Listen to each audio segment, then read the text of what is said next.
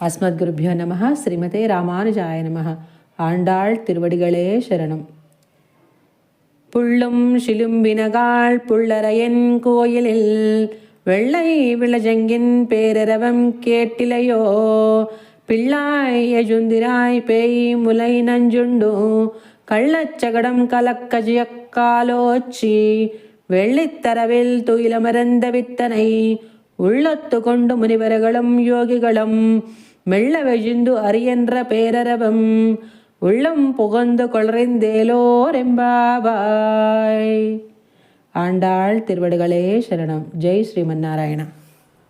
గోపికలందరూ రాత్రి కృష్ణునితో కలిసి కొంతసేపు ఉండి తెల్లవారుజామున మరల కలిసికొందము అని విడిపోయినారు. తెల్లవారుజాము కావచ్చినది. కృష్ణుని వద్దకు పోవుటకు బయలుదేరినారు. 10 మంది గోపికలు మాత్రము నిద్ర నుండి మేలుకొనలేదు.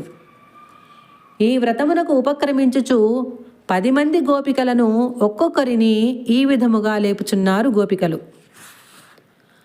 ఆహారము నార్జించుటకై పక్షులు కలకలరావము చేయుచూ పోవుచున్నవి.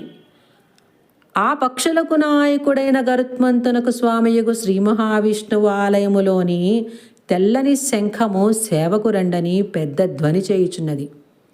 పూతన స్తనమునందలి విషమునారగించిన వాడును శకటాసుర భంజనుడును క్షీరాబ్ధిశయనుడును అయిన స్వామిని తమ హృదయములలో పదిలపరుచుకొని మెల్లగా లేచుచు మునులు హరిహరి అనుచున్నారు.